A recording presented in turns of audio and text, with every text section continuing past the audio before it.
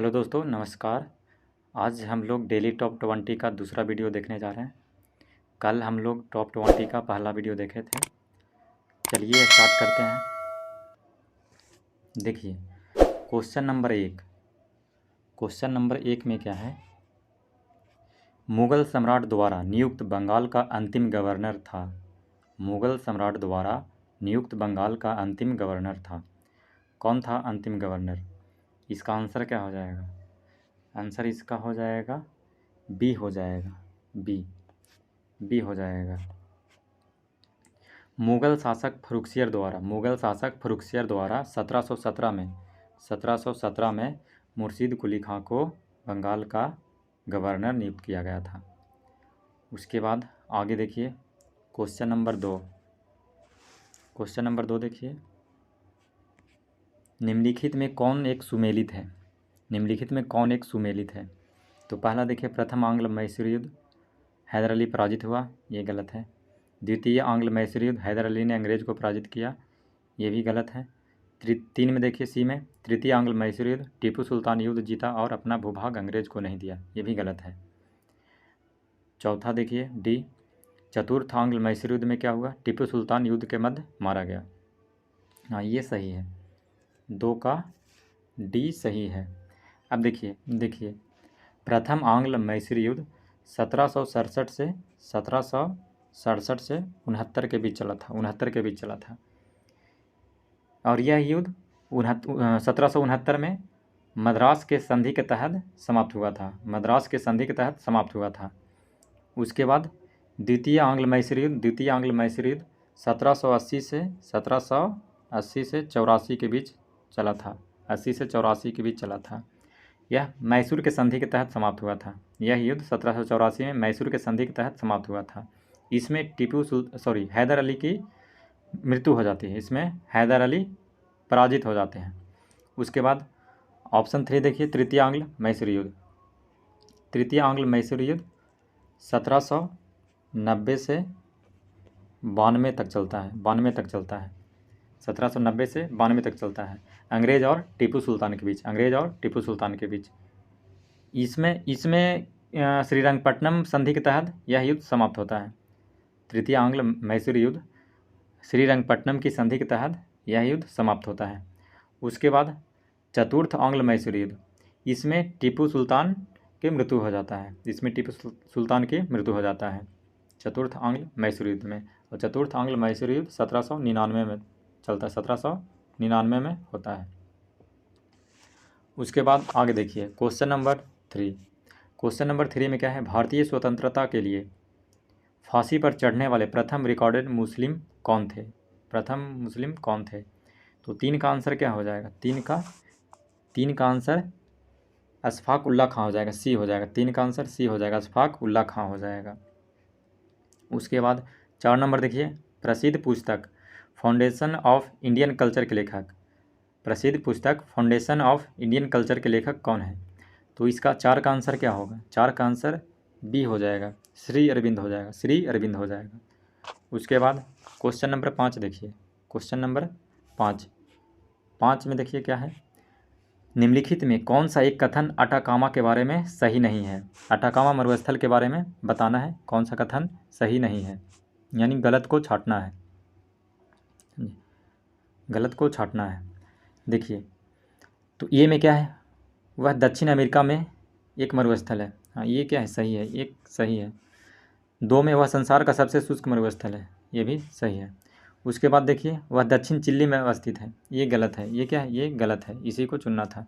उसके बाद देखिए, उसमें नाइट्रेट के प्रचुर भंडार है। हाँ, ये भी सही है। यानी इसमें गलत कौन हो गया? गलत सी हो गया। बाकी ए, बी, डी सही है।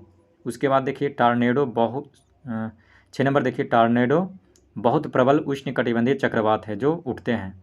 टार्नेडो कहाँ उठता है? तो 6 का आंसर क्या हो जाएगा? 6 का आंसर ए हो जाएगा, कैरेबियन सागर हो जाएगा। और जैसे चक्रवात हो गया, हरिकेन प्रशांत महासागर में आता है, टाइफून जापान के पास आता है, और साइक्लोन भारत के आसपास जो आता है चक्रवात, उसको साइक्लोन बोलते हैं। उसके बाद आगे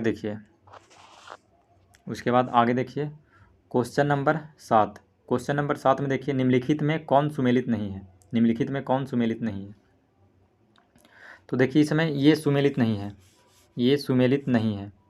ऑप्शन थोड़ा इधर उधर हो गया है। ये जो है ह्यूस्टन ऑटोमोबाइल, ये सुमेलित नहीं है, बाकी सुमेलित है। ओसाका वस्त्र उद्योग के लिए विख्यात है। योकोहामा पोत निर्माण के लिए। पीटर्सबर्ग लोहा तथा इस्पात के लिए क्या है? प्रसिद्ध है। उसके बाद देखिए 8 नंबर। 8 नंबर देखिए, 8 नंबर में क्या है? निम्नलिखित राज्यों में सबसे कम क्षेत्रफल किसका है? निम्नलिखित राज्यों में सबसे कम क्षेत्रफल किसका है? तो इसका आंसर क्या होगा? 8 का आंसर ए हो जाएगा, ए, यानी आंध्र प्रदेश का क्षेत्रफल इन राज्यों से कम है। उसके बाद 9 नंबर देखिए, 9 नंबर में क्या होगा? अध्यात्मात्मक शासन का उदय, अध्यात्मात्मक शासन का उदय सर्वप्रथम किस देश में हुआ? तो इसका आंसर क्या हो जाएगा? इसका आंसर क्या होगा? 9 का आंसर डी हो जाएगा, अमेरिका हो जाएगा। 9 का आंसर डी, अमेरिका। अध्यात्मात्मक शासन व्यवस्था सबसे पहले अमेरिका में शुरू हुआ था। उसके बाद देखिए 10 नंबर, किसने कहा था भारत अर्ध संघात्मक राज्य है? किसने कहा था भारत अर्ध संघात्मक राज्य है? तो इसका आंसर डी हो जाएगा, केसी व्हीलर। केसी व्हीलर ने बोला था कि भारत अर्ध संघात्मक राज्य है। उसके बाद देखिए 11 नंबर। 11 नंबर में क्या है? लोकसभा को उसके कार्यकाल की समाप्ति के पूर्व ही भंग किया जा सकता है, यानी लोकसभा को कार्यकाल से पूर्व भंग किया जा सकता है। तो कैसे भंग किया जा सकता है? इसमें देखिए ऑप्शन ए में क्या है? राष्ट्रपति द्वारा उसके इच्छानुसार।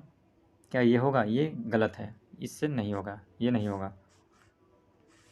उसके बाद देखिए ऑप्शन बी में लोकसभा अध्यक्ष द्वारा, लोकसभा के अध्यक्ष द्वारा, ये भी गलत है। उसके बाद सी नंबर देखिए, राष्ट्रपति द्वारा मंत्रिपरिषद के सलाह पर, ये सही है, सी सही है, यानी लोकसभा को भंग किया जा सकता, कार्यकाल से पूर्व भंग किया जा सकता है, परंतु राष्ट्रपति द्वारा मंत्रिपरिषद के सलाह पर। उसके बाद आगे देखिए 12 नंबर। 12 नंबर देखिए, सार्वजनिक वितरण प्रणाली से वितरित अनाज पर कीमत बढ़ाने का उद्देश्य है। तो 12 का आंसर क्या होगा? 12 का आंसर 3 हो जाएगा, सी हो जाएगा, सी। 12 का सी हो जाएगा। इस योजना में निहित उत्पाद का भार कम हो सके, इस योजना में निहित उत्पादन का भार कम हो सके। उसके बाद 13 नंबर देखिए, राष्ट्रीय कृषि बीमा योजना कब प्रारंभ हुआ था? राष्ट्रीय कृषि बीमा योजना कब प्रारंभ हुआ था? तो 13 का आंसर क्या होगा? 13 का आंसर सी हो जाएगा, 1999 से 2000 में, 1999 2000 में, 1999 2000 में शुरू हुआ था। उसके बाद 14 नंबर देखिए, 14 नंबर में क्या है? निम्नलिखित में कौन सा एक सुमेलित नहीं है, यानी गलत को छांटना है। ए में क्या है? डेसिबल, ध्वनि की प्रबलता की इकाई है, ये सही है। अश्वशक्ति का, इसका शक्ति की इकाई, ये भी सही है। समुद्र के मील, नव संचालन में दूरी की इकाई, ये भी सही है। यानी इसमें गलत कौन हो गया? डी गलत हो गया, इसी को चुनना था। सेल्सियस ऊष्मा की इकाई नहीं है, एक गलत है। उसके बाद 15 नंबर देखिए, सीटी स्कैन करने में प्रयोग लाई जाती है, सीटी स्कैन करने में प्रयोग लाई जाती है।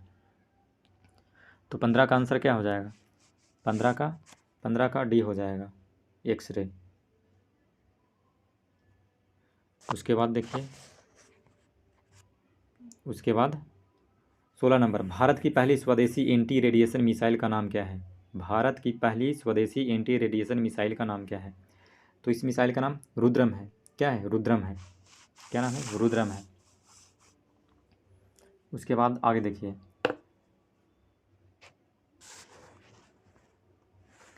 उसके बाद क्वेश्चन नंबर 18 देखिए, पानी की अस्थायी कठोरता के लिए निम्न में से कौन उत्तरदायी है? पानी की अस्थायी कठोरता के लिए निम्न में से कौन उत्तरदायी है? इसका आंसर हो जाएगा ए हो जाएगा, आंसर ए हो जाएगा, कैल्शियम और मैग्नीशियम के क्लोराइड व सल्फेट, ये जिम्मेदार है पानी के अस्थायी कठोरता के लिए। उसके बाद क्वेश्चन नंबर 19 देखिए, अस्थि एवं दंत निर्माण हेतु निम्नलिखित में से किन की आवश्यकता होती है?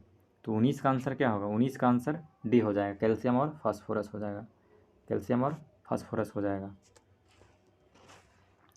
शायद हम लोग क्वेश्चन नंबर 17 छोड़ दिए हैं। हाँ, क्वेश्चन नंबर 17 हम लोग नहीं देखे थे। देखिए क्वेश्चन नंबर 17 क्या है। क्वेश्चन नंबर 17 में एशिया का प्रथम इंजीनियरिंग कॉलेज कहाँ स्थापित किया गया था। कहाँ स्थापित किया गया था, तो रुड़की में, रुड़की में। और ये कॉलेज 1847 में स्थापना किया गया था। इस कॉलेज का स्थापना 1847 में हुआ था लॉर्ड डलहौजी के द्वारा। किसके द्वारा? डलहौजी के द्वारा यह कॉलेज का स्थापना किया गया था। यानी एशिया का प्रथम इंजीनियरिंग कॉलेज रुड़की का स्थापना 1847 में हुआ था लॉर्ड डलहौजी के समय। उसके बाद 19 नंबर हो गया। उसके बाद 20 नंबर देखिए। 20 नंबर में क्या है, इंसुलिन होता है, इंसुलिन होता है। तो 20 का आंसर क्या हो जाएगा, 20 का आंसर सी हो जाएगा, प्रोटीन। इंसुलिन क्या होता है, तो प्रोटीन होता है। इसका आंसर 20 का सी हो जाएगा, सी प्रोटीन। बस आज के लिए इतना ही था। फिर हम लोग कल टॉप 20 क्वेश्चन देखेंगे। धन्यवाद।